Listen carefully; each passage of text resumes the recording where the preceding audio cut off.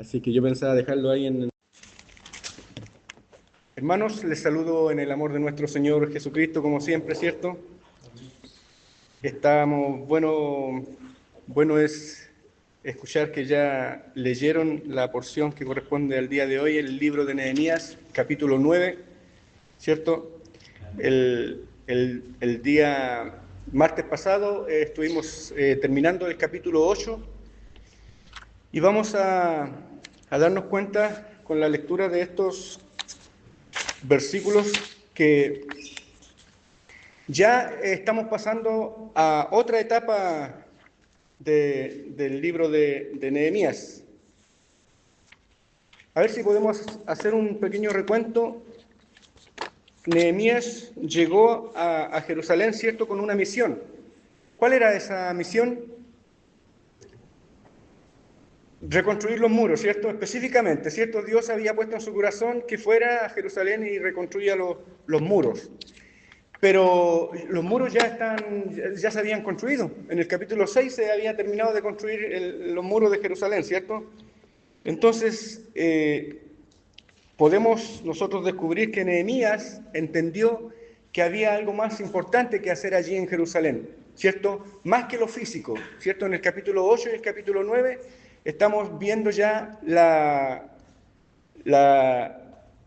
reconstrucción, podríamos decir, o la restauración espiritual, restaurando un pueblo para el Señor, ¿cierto? Entonces, por eso ya como veíamos en el capítulo 8 con la fiesta de los tabernáculos, ¿cierto? La lectura de la ley, el pueblo ya estaba entrando en razón de todo lo que había pasado, porque llegamos a la conclusión de que el pecado de sus padres les había afectado a ellos directamente, ¿cierto? Muchos nacieron en cautiverio, siendo prisioneros, ¿cierto? Entonces ellos no conocían esto, entonces ellos tuvieron necesidad, tuvieron sed de la palabra de Dios, en este caso del Pentateuco, ¿cierto? Los primeros 5 libros de la Biblia que decíamos que eran, el martes pasado escuchaba que algunos hermanos estaban leyendo el Pentateuco, ¿cierto? O la Torá, como también se le conoce, ¿cierto? Que la Torá quiere decir instrucción, ¿cierto? Eso les estaba entregando el Señor con estos primeros 5 libros de la Biblia, las instrucciones a un pueblo. Entonces, lo que estaba haciendo, lo que vamos a leer ahora, lo que leímos en realidad, lo que vamos a estudiar en el capítulo 9 de Nehemías, del 1 al 21, vamos a ver un pequeño resumen de la historia del pueblo de Israel, ¿cierto? Este mismo resumen prácticamente lo hace después Esteban, ¿cierto?, en el capítulo 7 del libro de los Hechos, y también Pablo, también hace un pequeño resumen del pueblo de Israel para presentarlos a los hermanos de Corinto, ¿cierto? Para presentarles al Dios que él predicaba, ¿cierto? Y veamos lo que dice en 1 Corintios, capítulo 10, versículo 6. Yo les voy a leer, no lo busquen todavía, para que entremos de lleno al estudio. Dice: porque no quiero, hermanos, que ignoréis que nuestros padres todos estuvieron bajo la nube, lo que ustedes acaban de leer, y todos pasaron el mar, y todos en Moisés fueron bautizados, en la nube y en el mar, y todos comieron el mismo alimento espiritual, y todos bebieron la misma bebida espiritual, porque bebían de la roca espiritual que los seguía. Y la roca era Cristo, pero de los más de ellos no se agradó Dios, por lo cual quedaron postrados en el desierto. Nuestro pastor preguntaba el martes pasado, ¿cierto? Solamente 2 de los que nacieron pudieron pasar el Jordán, ¿cierto? ¿Y quiénes eran? Josué y Caleb, ¿cierto? Los más, por eso de los más no se agradó Dios, o sea, de la gran mayoría, casi todos, murieron en el desierto. Pero aquí viene lo más importante, que lo que queda para nosotros, ¿por qué es necesario que estudiemos todo esto? Dice, mas estas cosas, lo que hace Esdras aquí en el libro de Nehemías, lo que hizo Esteban y lo que hace Pablo aquí, dice, mas estas cosas sucedieron como ejemplos para nosotros, para que no codiciemos cosas malas como ellos codiciaron, como el pueblo codició en su momento. Amén. Por eso padeció todo lo que padeció, fue al cautiverio, ¿cierto? Una y otra vez, y vemos que nuestro Señor, lleno de misericordia, los perdonaba una y otra vez. Bien, entremos de lleno en el estudio del libro de Nehemías, capítulo 9. El versículo 1 dice, el día 24 del mismo mes, ¿cierto? Estábamos hablando, vendría a ser el mes séptimo, ¿cierto? Que se llama Tisri, ¿ya? Que es entre septiembre y octubre. El día 24 del mismo mes, o sea, del mismo mes en que la semana pasada habíamos visto que estaban celebrando la fiesta de los tabernáculos, ¿cierto? Este mismo mes, el día 24, se reunieron los hijos de Israel, pero ahora sí, en ayuno, y con cilicio y tierra sobre sí. El cilicio es una tela, ¿cierto? Una áspera, ¿cierto? Que posiblemente se hacía con pelo o piel de cabra, algo así, algo bien áspero, que cuando las personas se vestían así, querían demostrar que ellos estaban en arrepentimiento, ¿cierto? Estaban compungidos, ¿cierto? Están en una situación especial. Entonces, ellos estaban vestidos así, y más se rociaron la tierra sobre ellos, ¿cierto? El versículo 2 dice, y ya se había apartado la descendencia de Israel de todos los extranjeros, y estando en pie, confesaron sus pecados y las iniquidades de sus padres, ¿cierto? Ya se habían quitado de en medio de ellos toda la influencia externa de aquellos otras naciones, ¿cierto?, que habían contaminado el pueblo. Uno de los mayores pecados que había cometido el pueblo de Israel en todo este trayecto, ¿cierto?, el ir y venir hacia otras naciones, ¿cierto?, como prisioneros, ¿cierto?, se habían mezclado mucho con otras ideologías, otras religiones, otras idolatrías. Entonces, esto es lo que está haciendo aquí ahora el pueblo, limpiándose de toda esa contaminación externa, ¿cierto?, para que la adoración sea genuina y sincera, ya librándose de todo ese tipo de contaminación. Entonces, resulta terrible tener que separarse, por ejemplo, de aquellas esposas o esposos, ¿cierto? Dejar sus hijos, y tuvo que ser así, dejar aquello que lo contaminaba, ¿cierto? Para que la adoración, como estaban entrando en este proceso especial, ¿cierto?, sea genuina y no tenga ningún tipo de contaminación. Podemos ver en el libro de Esdras, en el capítulo 10,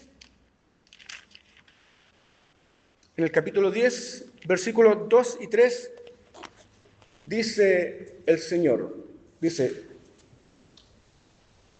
mientras oraba Esdras y hacía confesión llorando y postrándose delante de la casa de Dios, se juntó a él una muy grande multitud de Israel, hombres, mujeres y niños, y lloraba el pueblo amargamente.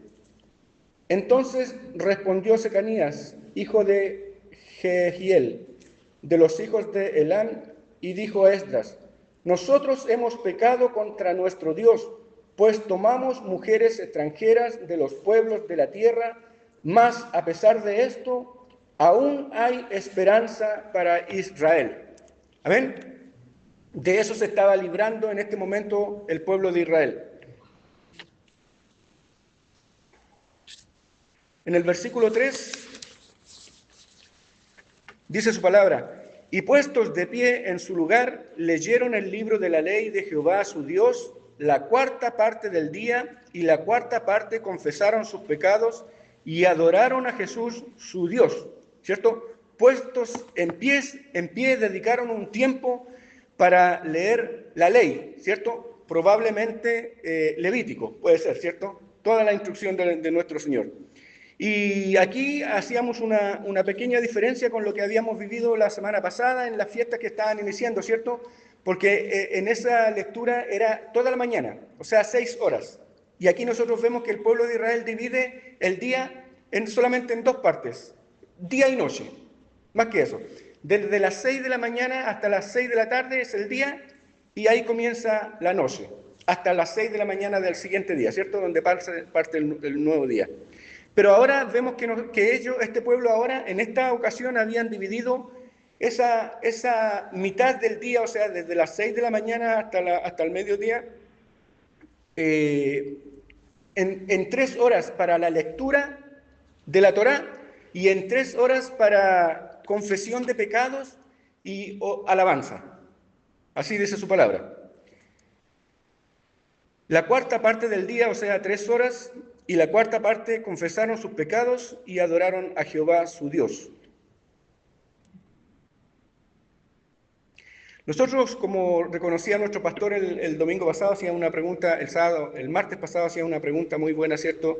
¿En cuántas veces nosotros, desde que nos levantamos, habíamos pecado ese día? O cualquier día, desde que nos levantamos. ¿Cuántas veces pecamos contra nuestro Señor? Entonces, el Señor nos está invitando aquí, primero, a confesar también nuestros pecados. No solamente en este momento, en este tiempo que estaba viviendo el pueblo de Israel en esta ocasión. Por ejemplo, en 1 de Juan 1:8 dice el Señor que si decimos que no tenemos pecado, ¿cierto? Nos engañamos a nosotros mismos y la verdad no está en nosotros. Entonces, por eso es necesario, tenemos que reconocer que pecamos a diario, aunque sea por no hacer nada, o sea, omisión. Amén. Aunque sea por eso, pecamos. Dice en Juan 1, 9 y 10, en 1 de Juan 1, 9 y 10 dice, si confesamos nuestros pecados, ¿cierto? Él es fiel y justo para perdonar nuestros pecados y limpiarnos de toda maldad. Si decimos que no hemos pecado, le hacemos a Él mentiroso y su palabra no está en nosotros. Amén. O sea que diariamente nosotros debemos reconocernos pecadores e ir a la presencia de nuestro Señor y confesarnos. Especialmente porque podemos confiar en que Él es fiel y dice que además es justo para perdonarnos. Amén. No solamente fiel a su palabra, sino que justo también. Mi hermano, pequeñito, sí. Con respecto al pecado, hermano, yo creo que hay ahí una falta nuestra, como iglesia del Señor, de evangelizarnos en el sentido de conocer qué tan pecadores somos y cuántos pecados tenemos personalmente en cada uno de nosotros.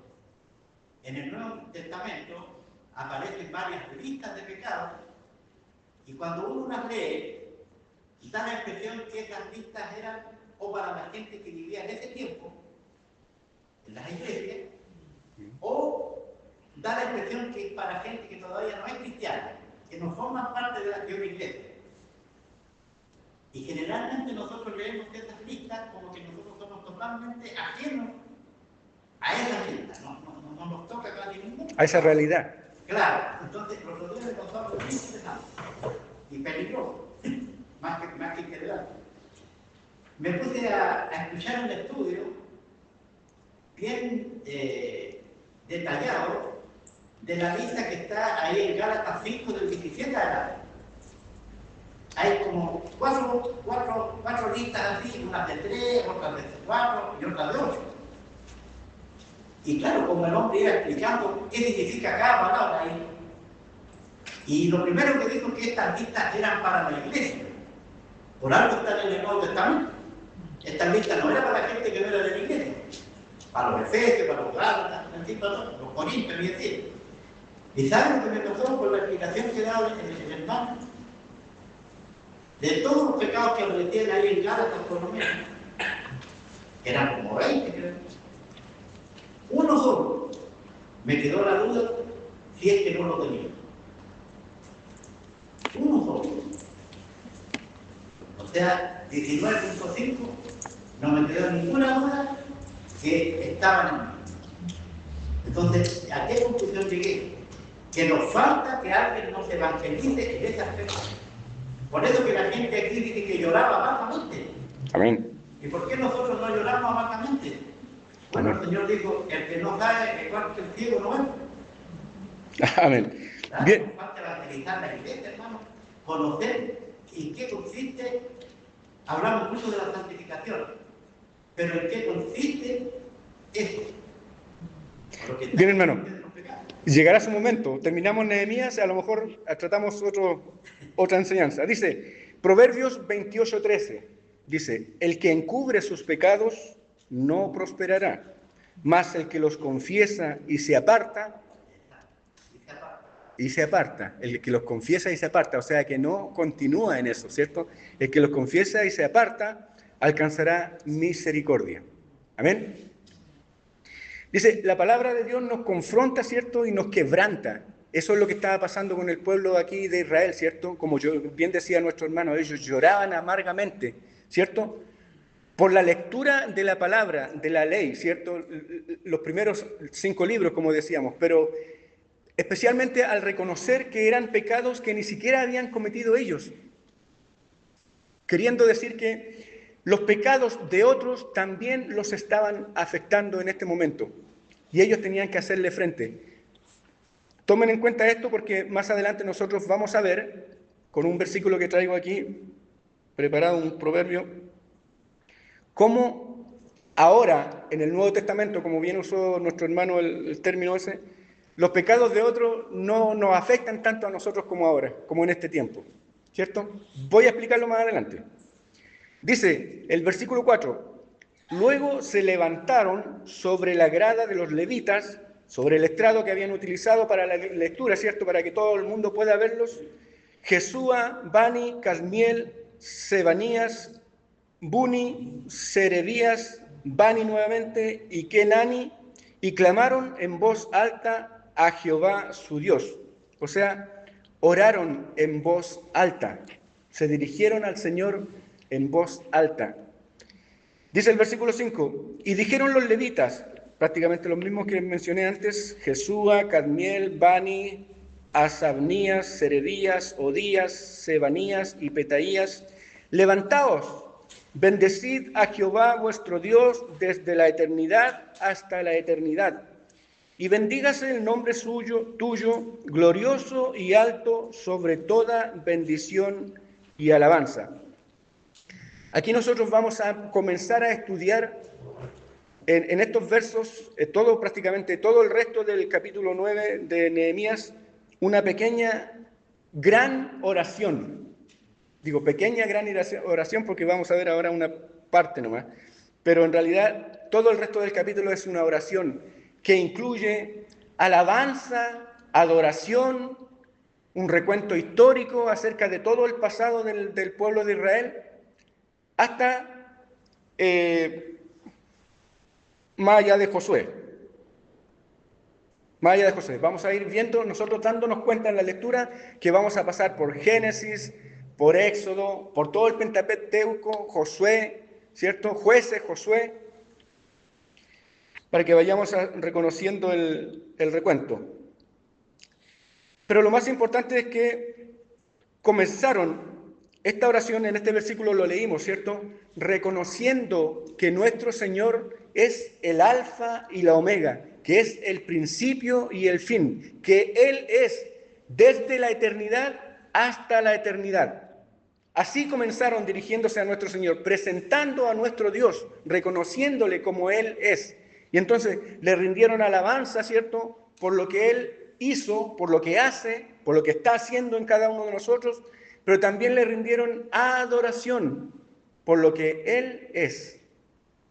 A veces nosotros hablamos de alabanza y adoración, así también como que no lo analizamos muy bien, pero eso es lo que quiere decir en realidad. El versículo 6 dice, tú solo eres Jehová, tú hiciste los cielos y los cielos de los cielos, con todo su ejército, la tierra y todo lo que está en ella, los mares y todo lo que hay en ellos, y tú vivificas todas estas cosas y los ejércitos de los cielos te adoran. O sea, seguimos en esta lectura reconociendo que el pueblo de Israel en este momento está reconociendo al Dios creador, que no hay otro Dios creador, que Él es, ¿cierto? Y el versículo 7 dice, tú eres, oh Jehová, el Dios que escogiste a Abraham y lo sacaste de Ur de los Caldeos y le pusiste el nombre a Abraham. Podemos ver en Génesis 12.1, ¿quién es más rápido? Génesis 12.1. Génesis 12.1. Y vamos a comenzar a ver el recuento que hace Esdras aquí acerca de la historia del pueblo de Israel. Partió de un Dios creador, ¿cierto? Génesis 1.1. Y después vamos avanzando a lo largo del libro de Génesis. Ya vamos en Génesis 12.1. Dice. Pero Jehová había dicho a Abraham, vete de tu casa y de tu parentela y de la casa de tu padre a la tierra que te mostraré. Amén. Génesis 17:5. Hermana Javiera, a ver si lo tiene. Génesis 17:5. Y no se llamará más tu nombre Abraham, sino que será tu nombre Abraham, porque te he puesto por padre de muchedumbre de gente. Amén. Ya no era Abraham, sino que Abraham, padre de muchedumbre de gentes. ¿Cierto? Y el versículo 8 dice, y hallaste fiel su corazón delante de ti, e hiciste pacto con él para darle la tierra del cananeo, del eteo, del amorreo, del fereceo, del jebuseo y del jerjeseo, para darla a su descendencia, y cumpliste tu palabra, porque eres... ¿Cumplió su palabra porque es? Justo, pensé que iban a decir fiel. Amén. Porque él cumple su palabra porque es fiel, pero en realidad está diciendo porque es justo, ¿cierto? Él había dicho eso, había prometido eso. Entonces, en justicia, él tiene que cumplir con lo que él había prometido. Amén. Dice en Génesis 15, 18 al 21. Voy a darle lectura aquí, Génesis 15, 18 al 21. Génesis 15, del 18 al 21. A ver, pastor, ¿lo tiene? En aquel día hizo Jehová un pacto con Abraham, diciendo, a tu descendencia daré esta tierra, desde el río de Egipto hasta el río grande, el río Éufrates, la tierra de los ceneos, de los ceneseos, los cadmoneos, los eteos, los fereceos, los refaitas, los amorreos, los cananeos, y los jergeseos y los jebuseos. Amén. Amén. Aquí está presentando, ¿cierto?, cómo nuestro Señor escogió en su absoluta soberanía, ¿cierto?, escogió a un hombre que no era hebreo, ¿cierto?, que lo sacó de Ur de los Caldeos, prácticamente desde donde viene regresando el pueblo de Israel en este momento, ¿cierto?, y lo llevó, ¿cierto?, a la tierra que él le había prometido, ¿cierto?, para ser el origen del pueblo que estamos estudiando, ¿cierto? Eso le está reconociendo aquí el pueblo de Israel a nuestro Dios en la lectura que están realizando, ¿cierto?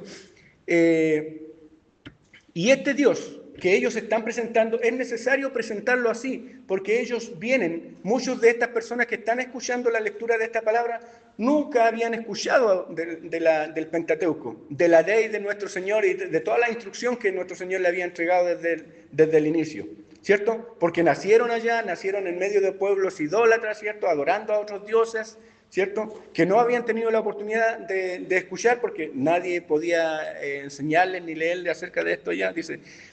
En Éxodo 3, del versículo 13 al 14, presentan a nuestro Señor. Cuando Moisés tiene que hablarle al pueblo de Israel, le dice, dijo Moisés a Dios, he aquí que llego yo a los hijos de Israel y les digo, el Dios de vuestros padres me ha enviado a vosotros. Si ellos me preguntan, ¿cuál es su nombre? ¿Qué les responderé? Y respondió Dios a Moisés, yo soy el que soy. Y dijo, así dirás a los hijos de Israel, yo soy, me envió a vosotros. Amén.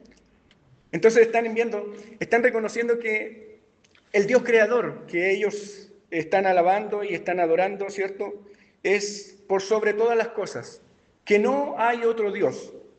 Amén. Dice,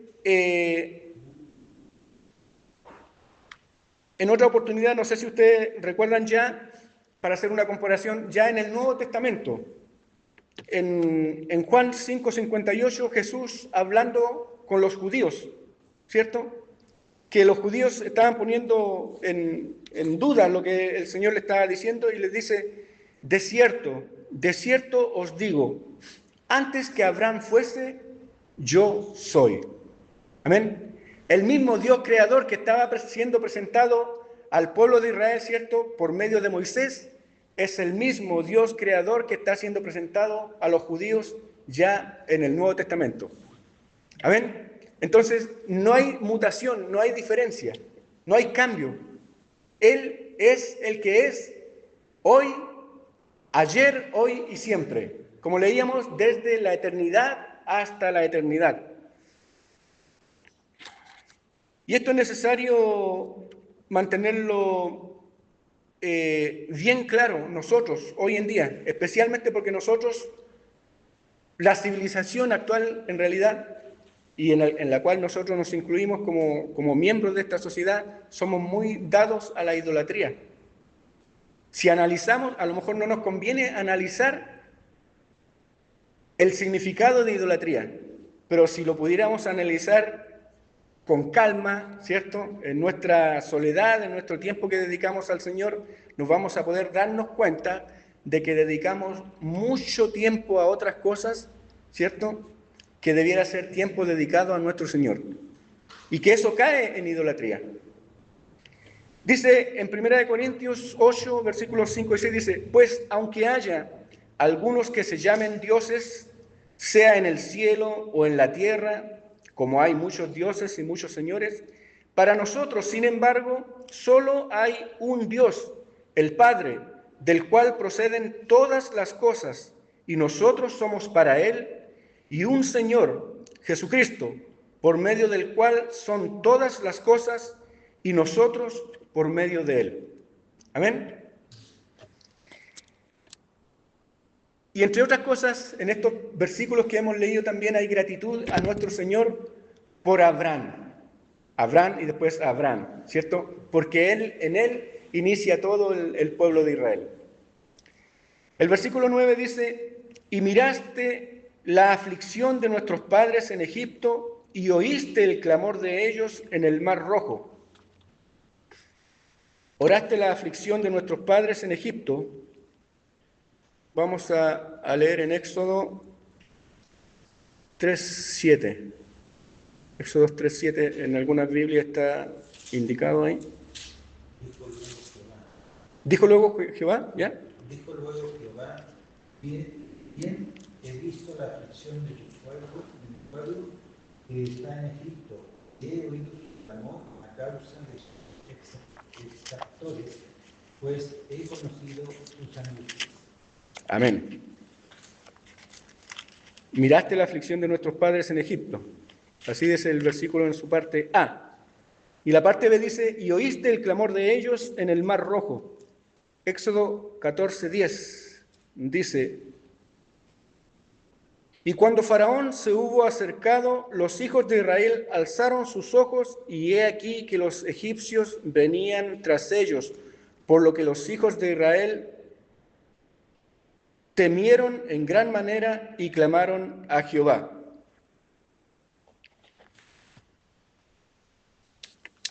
Vamos recorriendo en esta oración la historia del pueblo de Israel, desde el Génesis. El versículo 10 dice, e hiciste señales y maravillas contra Faraón y contra todos sus siervos y contra todo el pueblo de su tierra, porque sabías que habían procedido en soberbia contra ellos, y te hiciste nombre grande como en este día. En Éxodo 7:8 aparece una mención a este versículo. Éxodo 7, versículo.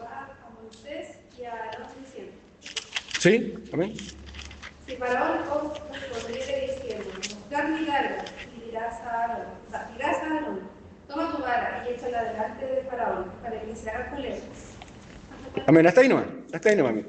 Porque dice, e hiciste señales y maravillas contra Faraón. Estamos mencionando qué cosas hicieron al analizar estos versículos en el libro de Nehemías.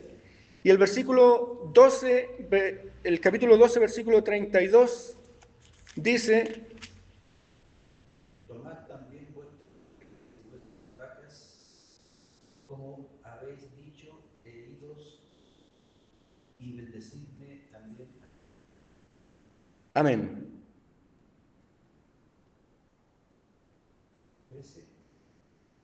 12:32. Sí. Y bendecirme también a mí. Dice el versículo 11. Dividiste el mar delante de ellos y pasaron por medio de él en seco, y a sus perseguidores echaste en las profundidades como una piedra en profundas aguas. Amén. Así nosotros conocemos la historia, ya los que han leído el libro de Éxodo saben que pasó así, ¿cierto? Pasó al pueblo de Israel en seco, ¿cierto? Hermano, ¿Sí, hermano? hay un salmo, parece, me acuerdo que parece que un salmo que donde se repite esto de que cómo secó el Señor las aguas, como que da un detalle interesante, que se parece mucho a cuando uno hace gelatina. Si uno hace agua, Sí. echa un polvito, lo revuelve, y esa agua en estado líquido pasa una hora, 2 horas, y después usted la tiene en estado sólido. Se corta, usted la corta como queso, porque cuando hacen el queso. Entonces, dice que en este salmo dice que se cuajaron las aguas. En un canto muy claro, se cuajaron las aguas. Amén. Igual que cuando uno hace gelatina. Amén. Y hay otro que cantamos nosotros también, ¿cierto? Aquí. Echó a la mar que nos perseguía. Ah, ¿lo cantaron recién? Ya, mire lo que dice el Señor aquí. Éxodo 15, 4 y 5, dice el Señor. Echó en el mar los carros de Faraón y su ejército, y sus capitanes escogidos fueron hundidos en el mar Rojo. Amén. Y como dice el Señor, fueron hundidos en las profundidades, ¿cierto? Como cuando uno tira una piedra al mar, al agua, ¿cierto? Se va al fondo del mar al tiro prácticamente. Así pasó con ellos, ¿cierto? Y no es que estos hermanos aquí en el libro de Nehemías, ¿cierto?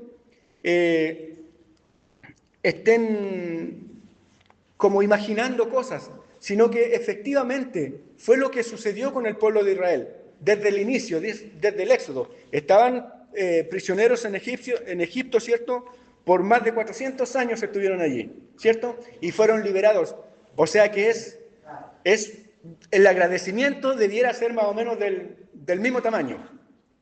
Dice, y con columna de nube los guiaste de día y con columna de fuego de noche para alumbrarles el camino por donde habían de ir. Éxodo 13, 21 y 22. Si alguien lo tiene. Éxodo 13, 21 y 22. Vamos a leer. Iba delante de ellos de día una columna de nube para guiarlos por el camino. Amén. De noche una columna de fuego para alumbrarlos, a fin de que anduviesen de día y de noche. Amén. Bien, mi hermano.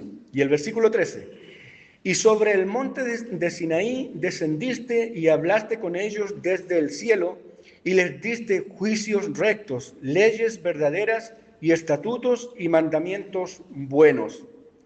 Y les ordenaste el día de reposo, santo para ti, y por mano de Moisés, tu siervo, les prescribiste mandamientos, estatutos y la ley. Eso aparece en el libro de Éxodo 19, 18. Éxodo 19, 18. Si alguien lo tiene, lo puede leer porque esta letra en realidad... Todo el monte Sinaí humeaba porque Jehová había descendido sobre él en fuego, y el humo subía como el humo de un horno, y todo el monte se estremecía en gran manera. Amén. Éxodo 19, 16. ¿Cierto? No, 18. 19, 18. Durante el dinero. El versículo dice, el sonido de la bocina iba en aumento y en extremo. Moisés hablaba con Dios y respondía con voz tronante. Amén. Dice, y les ordenaste el día de reposo, santo para ti, por mano de Moisés, tu siervo, y le prescribiste mandamientos, estatutos y la ley. Nosotros, al estudiar el libro de Levítico especialmente, ¿cierto? Podemos entender de que el pueblo de Israel tenía por lo menos 3 leyes principales, ¿cierto? Que son las leyes de carácter civil, las ceremoniales y también las morales. ¿Ya? Entonces, entre estas leyes estaba el día de reposo. ¿Nosotros podemos guardar el día o debemos guardar el sábado como el día de reposo o el día de reposo? ¿Cómo? ¿Tenemos que guardar el día de reposo? como dice el Señor aquí, dice, y les ordenaste el día de reposo, santo para ti. Porque Cristo es nuestro reposo. Amén. El día de reposo que nos Amén. daba Cristo. Amén. Ser fuera Cristo, todo. De las leyes que yo les acabo de mencionar, tanto las civiles como las ceremoniales, son leyes que eran sombra de lo que había de venir. Y lo que había de venir era nuestro Señor. Entonces, en Él se cumplía toda la ley. Entonces, Él es nuestro reposo. Amén. Entonces, nosotros no estamos obligados a hacer, porque Él ya es nuestro reposo. Entonces, en Mateo 12, versículo 8 dice, porque el Hijo del Hombre es Señor del día de reposo.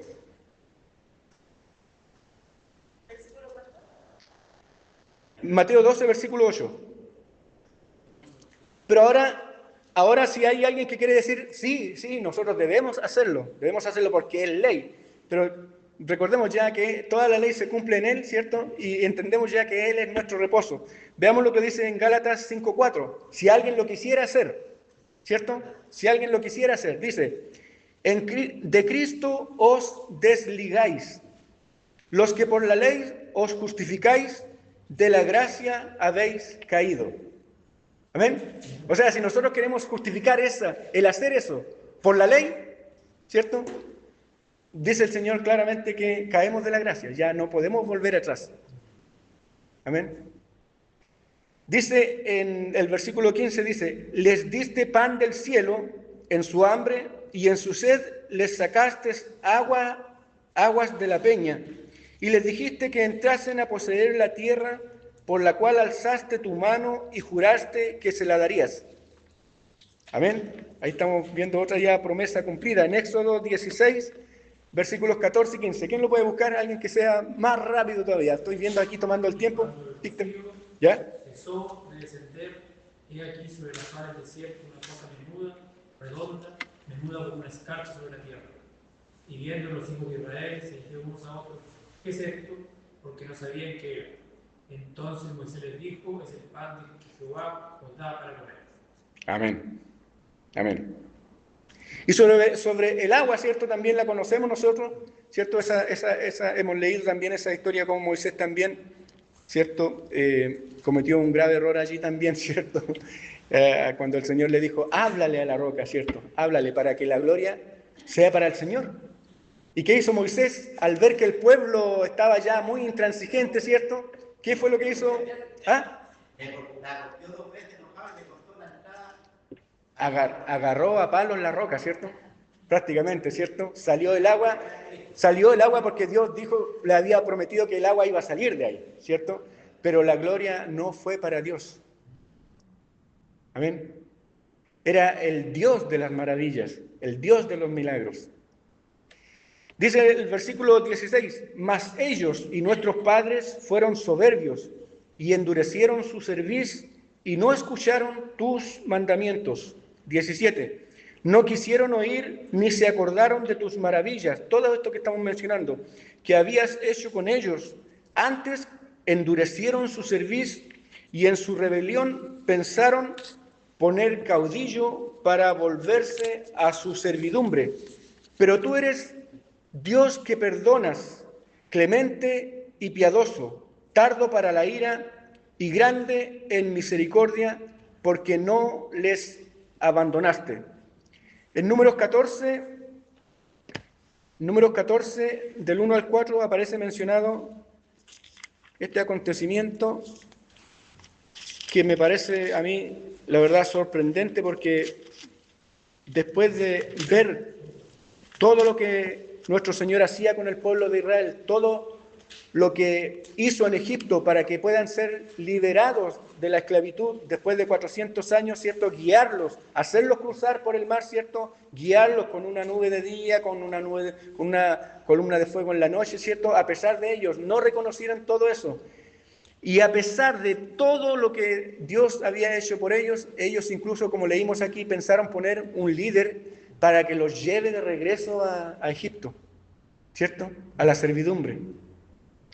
¿Qué dice Números 14, del 1 al 4? ¿Alguien lo tiene? Entonces toda la congregación pidió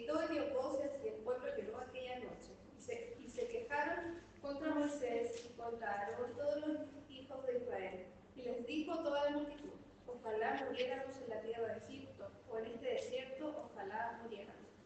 ¿Por qué nos trae Jehová a esta tierra para caer a espada, y que nuestras mujeres y nuestros niños sean por presa? ¿No nos sería mejor volvernos a Egipto?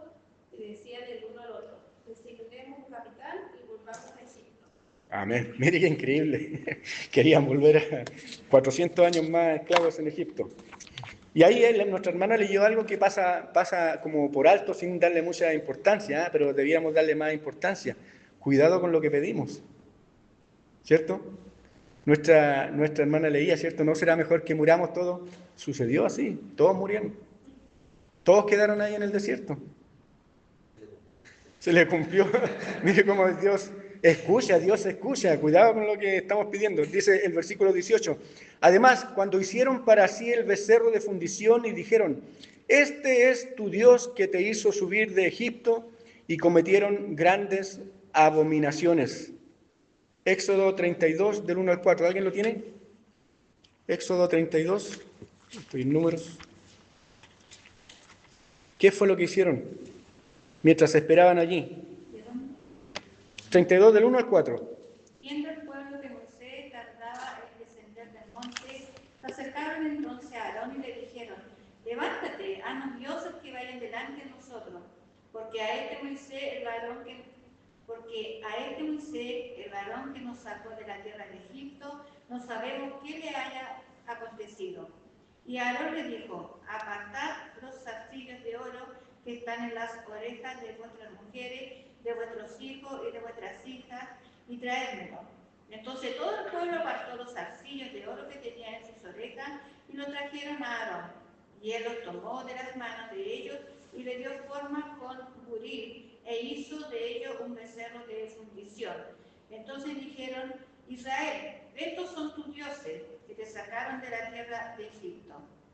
Amén. Imagínense, mientras Moisés estaba en reunión con nuestro Dios, ¿cierto? Recibiendo las tablas de la ley, ¿cierto?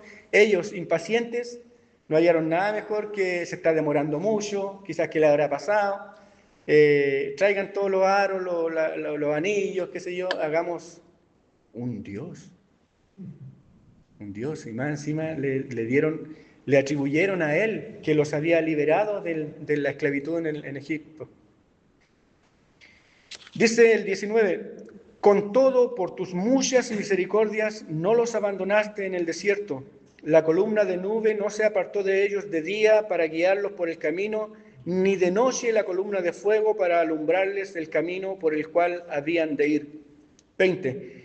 Y enviaste tu buen espíritu para enseñarles, y no retiraste tu maná de su boca, y agua les diste para su sed.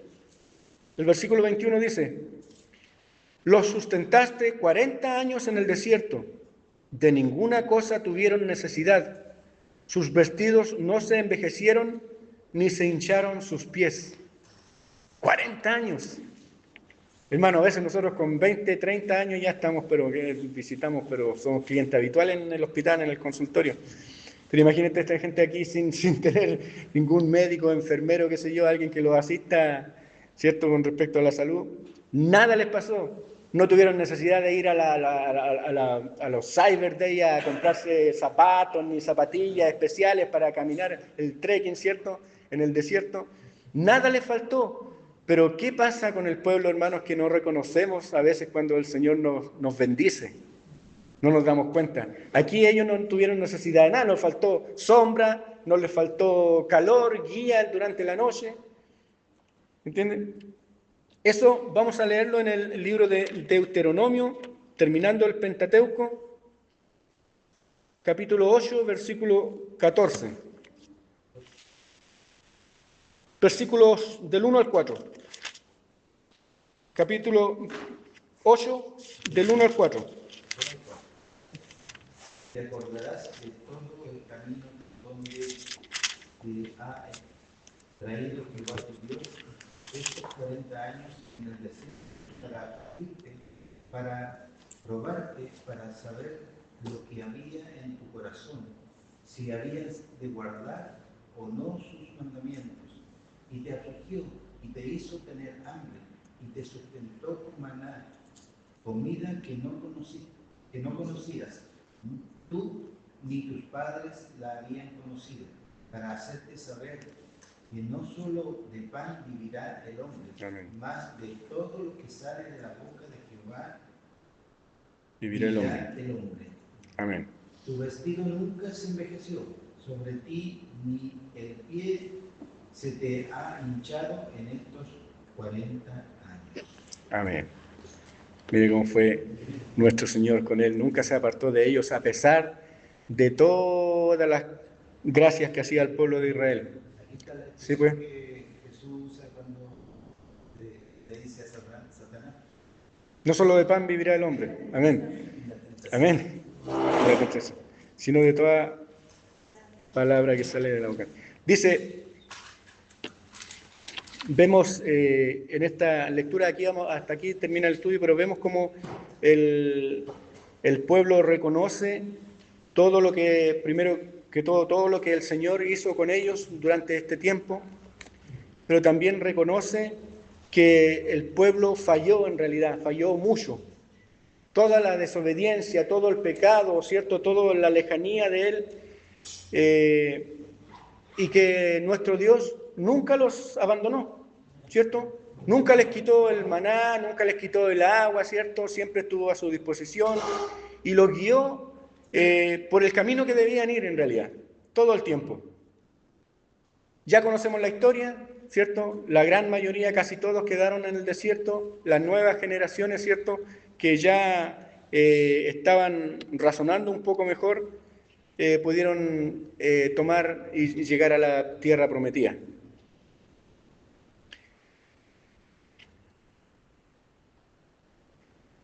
Con relación a lo que les hablaba del pecado, cómo el pueblo de Israel aquí está reconociendo los pecados de sus padres, de su pasado, pero el pecado de su pasado los estaba afectando a ellos directamente. De hecho, vienen volviendo de la esclavitud, ¿cierto?, de Babilonia. Vienen regresando ellos, de pasar 70 años allí esclavizados por la promesa que Dios había hecho que ese pueblo debía ir allí en esclavitud, ¿cierto? Dice en Jeremías 31, 29 y 30, dice, en aquellos días no dirás más, los padres comieron las uvas agrias y los dientes de los hijos tienen la dentera. O sea que se les cariaron, ¿cierto?, todas sus muelas, sus dientes, ¿cierto? Ellos están pagando las consecuencias por lo que comieron los padres. Dice, los padres comieron las uvas agrias y los dientes de los hijos tienen la dentera, sino que cada cual morirá por su propia maldad. Los dientes de todo hombre que comiere las uvas agrias tendrán la dentera. Amén. Caries, todo eso, pues, esas enfermedades, porque ellos está diciendo que los que cometieron el pecado tienen que pagar por su pecado. No en este caso, como estábamos viendo, el pueblo de Israel pagó por los pecados que habían cometido sus padres. Ya no más. Ahora, el que come la uva dulce, ¿cierto?, agria, se le produce caries, él nomás tiene que pagar por eso, pero no el hijo. ¿Entienden? ¿Recuerdan ese? La salvación es totalmente personal, no así en el antiguo pacto, donde el padre, ¿no es cierto?, era representante de toda su familia. Y ahí cabe una pregunta, hermano, disculpe. Los israelitas que cayeron en el desierto, los que no entraron a la tierra prometida, hay dos posiciones ahí. Unos dicen, bueno, ellos no fueron salvos.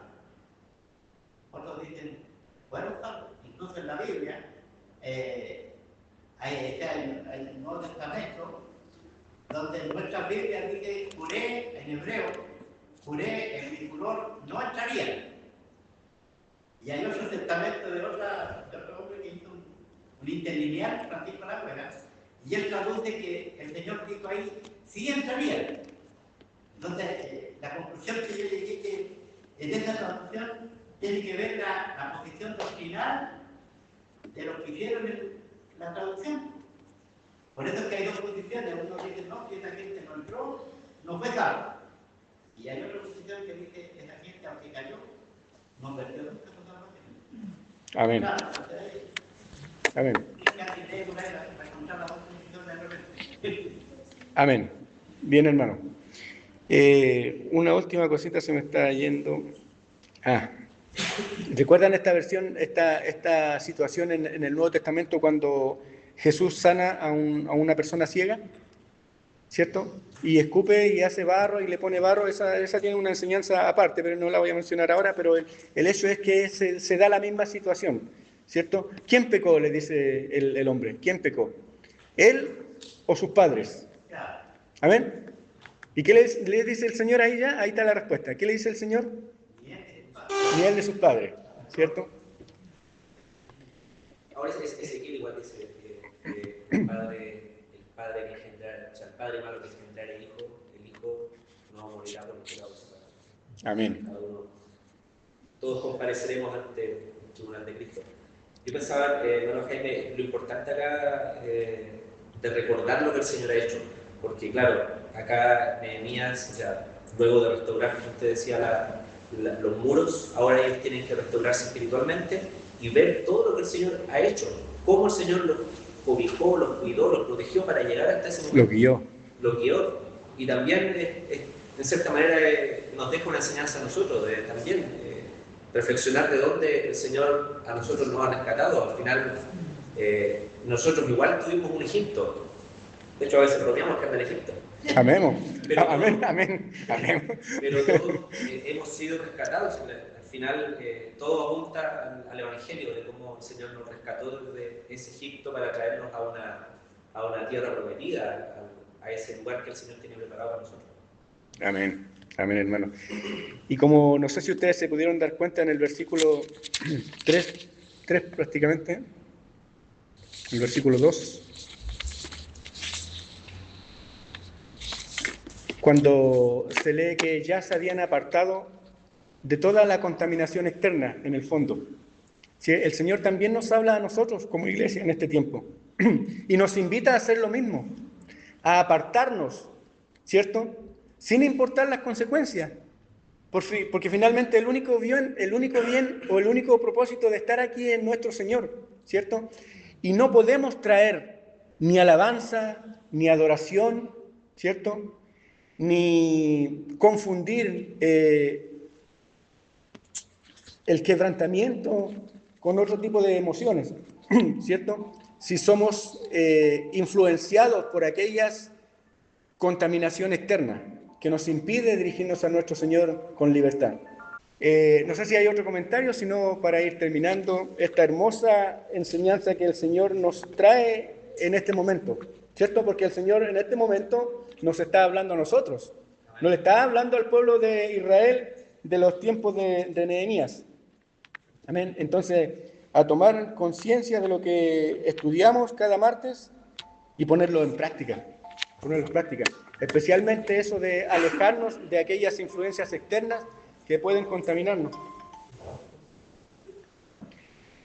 Hermanos, hemos terminado. Vamos a ponernos en pie para orar.